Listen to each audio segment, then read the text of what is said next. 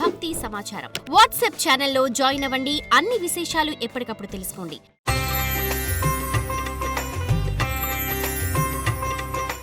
Big TV ప్రేక్షకులకు నమస్కారం. ఈరోజు విశేషం కార్యక్రమానికి సాదర స్వాగతం.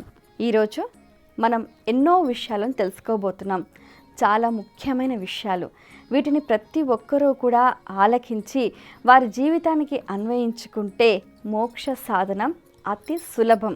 ఈ రోజుకున్న విశేషాలలో ముఖ్యమైనది ఏంటంటే కార్తీక పురాణంలో చివరి అధ్యాయం 30వ అధ్యాయం కార్తీక మాస ఫలశ్రుతి. ఎవరైనా మానవుడు కలియుగంలో తాను చేసిన కర్మలకు ఫలితాన్ని ఆశిస్తూ ఉంటారు. ఫలితం లేనిదే ఏ పని చేయటానికి ముందడుగు వేయరు. దీన్ని దృష్టిలో ఉంచుకునే నైమిషారణ్యమున సూత పౌరాణికుణ్ణి శౌనకాది మహాములందరూ కూడా కొన్ని ప్రశ్నలు వేస్తారు. ఈ కలియుగంలో మానవులు అరిషడ్ వర్గాలకు దాసులై అత్యాచార పరులై ఘోరమైన కృత్యాలను చేస్తున్నారు. అటువంటి వారు తరించే మార్గం ఏదైనా ఉందా? సూక్ష్మంలో మోక్షం అన్నట్టుగా ప్రతివారు ఆచరించదగిన ధర్మ కార్యాలు ఏవైనా ఉన్నాయా? అలాగే అజ్ఞానాన్ని రూపుమాపి ప్రతి ఒక్క మానవుడికి జ్ఞానాన్ని ప్రసాదించే ఉత్తమోత్తమైన సాధనం ఏదైనా ఉందా? అలాగే మనకున్న దేవతలందరిలోకెల్లా కార్తీక మాసంలో ముఖ్యంగా ఆరాధించవలసిన దైవం ఎవరు? అనుక్షణం మృత్యువు వెంటాడుతున్న ఈ కలియుగంలో ప్రతి ఒక్కరికి కూడా ఉపశమనం కలిగి వైకుంఠ ప్రాప్తి, కైవల్య ప్రాప్తి కలిగే పుణ్యకార్యాలు ఏవైనా ఉన్నాయా అని ఇలా ఎన్నో రకాల ప్రశ్నల్ని వేశారు శౌనకాది మహామునులు. అయితే వీటన్నిటినీ విన్న సూత మహాముని ఎంతో చక్కగా వారికి సమాధానం ఇచ్చారు. ఎందుకంటే అంతకు పూర్వమే నైమిషారణ్యంలో ఎంతో చక్కగా శంఖచక్ర గదాధారుడైన శ్రీమన్నారాయణుడు వారికి దేదీప్యమానంగా దివ్యరూప సందర్శన భాగ్యాన్ని వారికి అనుగ్రహించారు. ఆ దివ్య చైతన్యంతో ఆ బుద్ధి కుశలతతోటి కూడా సూత మహాముని ఎన్నో విషయాలను చెప్పారు. మనకున్న 12 మాసాలలోకెల్లా ఉత్తమోత్తమైన మాసం కార్తీక మాసం. సూర్యుడు తులారాశి ఎందున్న ఈ నెల రోజులు కూడా ఎవరైతే ప్రాతకాలమే నదీ స్నానం చేస్తారో, అందులో ముఖ్యంగా కావేరీ నది, గంగా నది, గౌతమి నది వీటిలలో స్నానాలు ఆచరిస్తారో వారికి అఖండమైన పుణ్యం లభిస్తుంది అని చెప్తూ ఉంటారు. దీపారాధన చేయటము, దీపదానము చేయటము, దేవాలయ సందర్శనము, దేవాలయంలో దీపారాధన చేయటము, అలాగే స్తంభ దీపం వెలిగించటము, ఆరిపోయిన దీపాలని వెలిగించినా కూడా మోక్షం లభిస్తుంది అని చెప్తూ ఉంటారు. అయితే ఎవరైనా కూడా తమ శక్తి కొలది కార్తీక మాసంలో ఈ వ్రతాన్ని ఆచరించటం అంటే 30 రోజులు కూడా ఎంతో చక్కగా కొన్ని ముఖ్యమైన రోజులు కార్తీక సోమవారాలు, కార్తీక పౌర్ణమి లేదా నెల రోజులు కూడా పగలంతా ఉపవాసం ఉండి సాయంత్రం భోజనం చేయటం, దీన్ని నక్తం అంటారు. లేదా 4 సోమవారాలు, పౌర్ణమి, ఏకాదశులు ఇలా ముఖ్యమైన రోజుల్లో ఉపవాసం ఉండటం.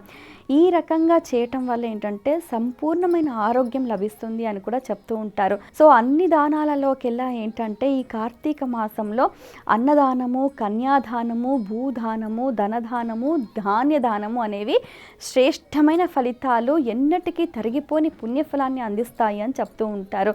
ఎవరైనా కూడా శక్తి ఉండి కూడా చేయదగిన స్తోమత ఉండి కూడా చెయ్యని వారు రౌరవాది నరకాలలో పడతారు అని చెప్తారు. ఎవరైనా కూడా ఇలాంటి కార్తీక మాస వ్రతాన్ని చేసేవారిని చూసి ఎగతాళి చేసినా వారికి భవిష్యత్తులో నీచ జన్మలు వస్తాయి అని కూడా చెప్తూ ఉంటారు. కాబట్టి ప్రతి ఒక్క మానవుడు కూడా తరించటానికి ఈ కార్తీక మాసం అనేది ఒక చక్కటి సులభమైన సాధన మార్గం.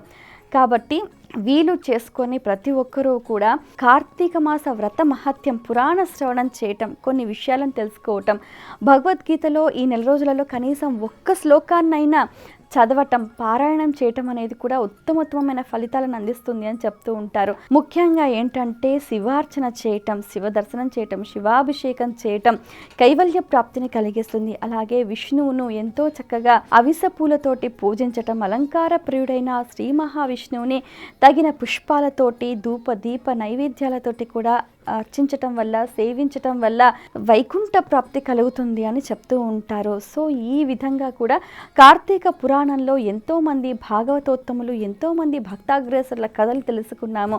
ఆ రీతిగా ఎవరైతే వారి కర్మ ప్రక్షాళన కోసం ఆయా చిన్నిపాటి పుణ్యకార్యం చేసినా కూడా ఎంతో ఫలితం కలుగుతుంది అని చెప్తూ ఉంటారు. నిజంగా అన్ని జన్మల్లోకెల్లా ఉత్తమోత్తమైనది మానవ జన్మ. ఈ జన్మ తరించడానికి ఈ కార్తీక మాసం అనేది ఒక చక్కటి సాధనం. దీన్ని సద్వినియోగం చేసుకొని వ్రతాచరణ చేయాలి. నెల రోజులు చేయలేని వారు కనీసం పౌర్ణమి రోజైనా సరే పగలంతా ఉపవాసం ఉండి దేవతా అర్చన చేసి దీపదానం చేస్తే కూడా వారికి జ్ఞాన ప్రాప్తి కలిగి వైకుంఠ ప్రాప్తి కలుగుతుంది. దానికి ఉదాహరణ మనకు పురంజయుని కథ. అలాగే ద్వాదశి వ్రతాన్ని ఆచరించిన అంబరీషుడు, దూర్వాసుడి కథ మనకు తెలుసు. అలాగే ఆరిపోయిన దీపాన్ని వెలిగించిన ఎలుక పూర్వజన్మ స్మృతి పొందిన కథ కూడా మీ అందరికీ విదితమే.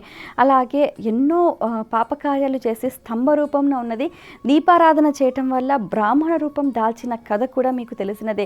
ఇలా ఎంతోమంది కథలు, ఎన్నో వృత్తాంతాలు, ఎన్నో విషయాలు మనకు జ్ఞానోదయాన్ని కలిగిస్తూ ఉంటాయి. కాబట్టి కార్తీక మాసంలో కార్తీక మహత్యం తెలుసుకొని కార్తీక పురాణ శ్రవణం చేస్తూ, దేవాలయ సందర్శనం చేస్తూ, దీపాన్ని దర్శించిన, దీపాన్ని సేవించిన, దీపానికి నమస్కరించిన, దీపదానం చేసినా కూడా జ్ఞానం కలుగుతుంది.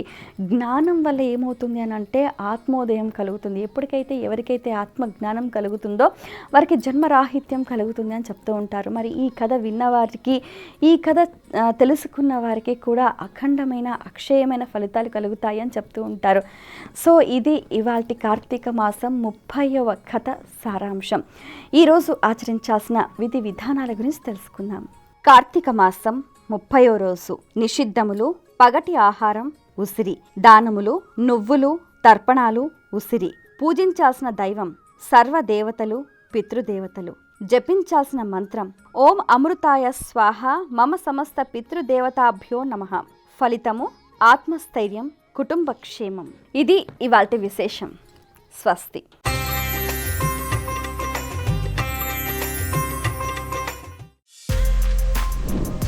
For more videos like this, subscribe Big TV channel.